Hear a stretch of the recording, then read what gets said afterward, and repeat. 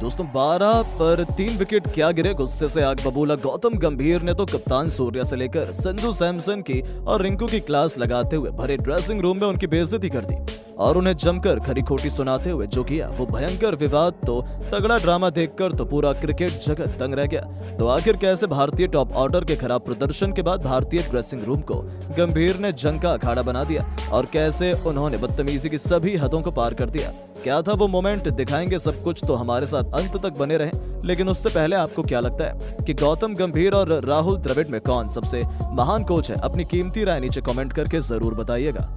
दोस्तों इंडिया और इंग्लैंड के बीच सबसे रोमांचक चौथी टी20 मुकाबले में भारतीय बल्लेबाजों के खराब प्रदर्शन के बाद गौतम गंभीर ने तो ऐसी घटिया हरकत करी है जिसे देखकर शायद आप भी अपनी आंखों पर भरोसा नहीं कर पाए। सबसे पहले तो आपको बता दें, बटलर ने जहां टॉस जीतकर टीम इंडिया को पहले बैटिंग के लिए बुलाया, उनका तीर निशाने पे लगा। जहां दूसरे ओवर से ही बटलर ने गेंदबाजी में बहुत बड़ा बदलाव करते हुए शाकिब महमूद को बुलाया। लेकिन दोस्तों ये खिलाड़ी कुछ ऐसा कर जाएगा किसी ने सपने में भी नहीं सोचा था। जहां उनकी पहली ही गेंद पर बड़ा छक्का लगाने के चक्कर में ओवर कॉन्फिडेंट संजू सैमसन बहुत बड़ी गलती कर बैठे और बाउंड्री पर खड़े ब्राइडन कार्स ने उनका एक लाजवाब कैच लपककर टीम इंडिया को पहला झटका दिया।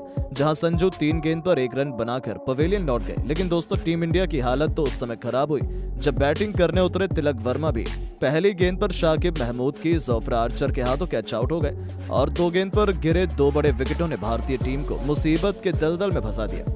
तो दोस्तों कोई सपने में भी नहीं सोच सकता था मैदान पर कप्तान सूर्य आए थे अभिषेक का साथ निभाने के लिए। लेकिन दोस्तों ओवर की अंतिम गेंद पर सूर्या भी गलती कर बैठे और बाउंड्री पर खड़े ब्राइडन कार्स ने उनका भी एक लाजवाब कैच लपककर कप्तान सूर्या को बिना खाता खोले पवेलियन का रास्ता दिखाकर टीम इंडिया के परखच्चे उड़ा दिए थे। जहां 2 ओवर में 12 रन ही बने थे और टीम इंडिया के 3 बड़े बल्लेबाज घुटने टेक चुके थे, जिसके बाद तो जहां पूरा हिंदुस्तान मायूस था। यहां तक कि अच्छी बल्लेबाजी कर रहे रिंकू सिंह भी केवल 30 रन बनाकर पवेलियन लौट गए। तब तो मानो सबका दिल ही टूट गया।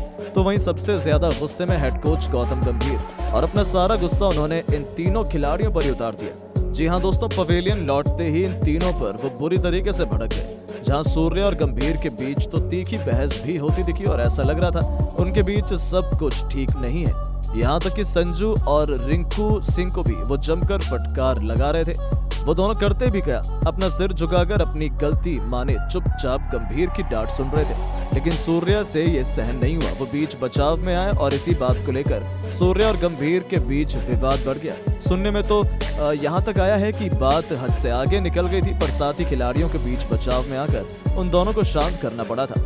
लेकिन दोस्तों गौतम गंभीर ने एक बार फिर अपना आपा खोया और उनकी ये हरकत अब भारतीय क्रिकेट में फूट की बड़ी वजह बनती हुई नजर आ रही थी। जहां भारतीय ड्रेसिंग रूम को उन्होंने जंग का अखाड़ा बना दिया, जो बिल्कुल भी सही नहीं है। लेकिन दोस्तों अब आपको क्या लगता है, गंभीर ने सही किया या नहीं? इस मुद्दे पर आप क्या कहना चाहेंगे? अपनी कीमती राय नीचे कमेंट करके जरूर बताएं और ऐसी नई और धमाकेदार खबरें सबसे पहले जानने के लिए हमारे इस वीडियो को लाइक और चैनल को सब्सक्राइब करना बिल्कुल न भूलें। धन्यवाद। की धज्जियां उड़ाते हुए तो ऐसा चमत्कार कर दिखाया कि देख सबकी आंखें फटी की फटी रह गई। तो आखिर कैसे अभिषेक और रिंकू के तूफान में सूखे पत्तों की तरह उड़ा है घमंडी इंग्लैंड का गेंदबाजी क्रम?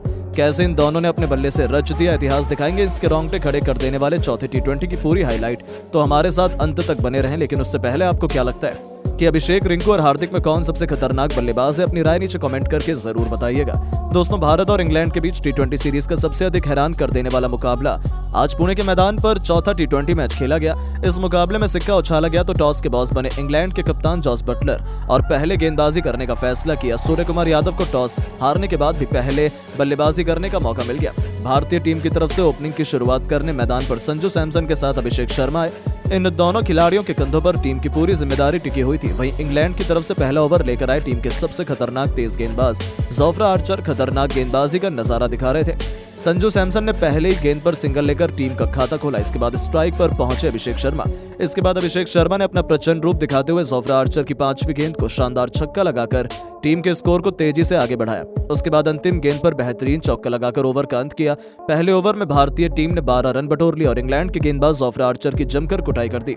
भारतीय टीम को बेहतरीन शुरुआत मिल गई। इंग्लैंड की तरफ से दूसरा ओवर लेकर आए शाकिब महमूद और आते ही इन्होंने ओवर की पहली गेंद पर संजू सैमसन को पवेलियन का रास्ता दिखा दिया और भारतीय टीम को पहला झटका 12 रनों के स्कोर पर लग गया।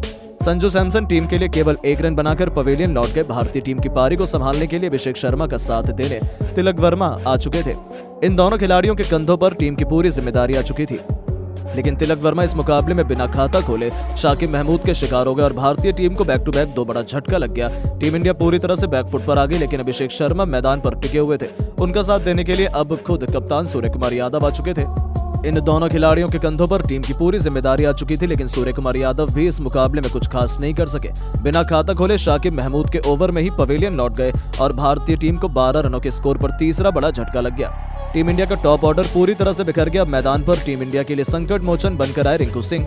टीम की पूरी जिम्मेदारी अब रिंकू के कंधों पर आ चुकी थी और 2 ओवर में भारत का स्कोर केवल 12 रन बन पाया और 3 बल्लेबाज पवेलियन जा चुके थे। इंग्लैंड की तरफ से तीसरा ओवर लेकर आए जोफ्रा आर्चर। इनका स्वागत रिंकू ने ओवर की 5वीं गेंद पर शानदार चौका लगाकर किया और भारत के स्कोर को 3 ओवर में 19 रनों तक पहुंचाया।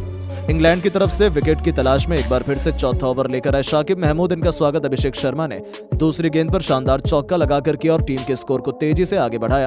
इसके बाद भी अभिषेक शर्मा का बल्ला रुकने का नाम नहीं लिया। चौथी गेंद को भी चौके में तब्दील कर शाकिब की जमकर कुटाई कर दी। इन दोनों खिलाड़ियों के बीच एक बार फिर से अच्छी साझेदारी पनपती हुई दिखाई दे रही थी। भारत की पारी अब संभल चुकी थी।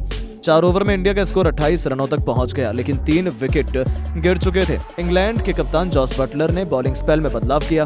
5वां ओवर फेंकने के लिए टीम के स्टार गेंदबाज ब्रांडन कार्स को बुलाया, लेकिन इनका स्वागत रिंकू सिंह ने अपने अंदाज में तीसरी गेंद पर शानदार चौका लगाकर किया। इसके बाद भी रिंकू सिंह का बल्ला रुकने का नाम नहीं लिया। अगली गेंद को भी चौके में तब्दील कर दिया और भारत के स्कोर को तेजी से आगे बढ़ाया और भारत के स्कोर को 5 ओवर में 37 रनों तक इन दोनों बल्लेबाजों ने मिलकर पहुंचा दिया। इंग्लैंड की तरफ से विकेट की तलाश में पावर प्ले का अंतिम ओवर लेकर आए एक बार फिर शाकिब महमूद। दूसरी गेंद पर अभिषेक शर्मा ने 2 रन बटोर लिए, फिर तीसरी गेंद पर सिंगल ले लिया और स्ट्राइक पर रिंकू सिंह को भेज दिया और रिंकू ने आते ही अपना प्रचंड रूप दिखाते हुए ओवर की 5वीं गेंद पर धोनी के अंदाज में शानदार छक्का लगाकर टीम के स्कोर को तेजी से आगे बढ़ाया। पावर प्ले के 6 ओवर में भारतीय टीम का स्कोर 45 रनों तक पहुंच गया। रिंकू और अभिषेक शर्मा टीम के लिए तेजी से रन बटोर रहे थे। दोनों खिलाड़ियों के बीच एक अच्छी साझेदारी पनपती हुई दिखाई दे रही थी। भारतीय टीम संभल चुकी थी, स्कोर तेजी से आगे बढ़ रहा था। जिस तरह से रिंकू और अभिषेक टीम के लिए रंग बटोर रहे थे, वो देखकर तो यही लग रहा था कि बड़ी आसानी से भारतीय टीम चौथे T20 मुकाबले में इंग्लैंड के सामने 200 रनों का टारगेट रख सकती है और उसके बाद भारतीय गेंदबाज अपना शानदार प्रदर्शन करके टीम को जीत दिला सकते हैं। लेकिन दोस्तों, अब आपको क्या लगता है, भारतीय टीम ये T20 मुकाबला अपने नाम कर पाएगी या नहीं?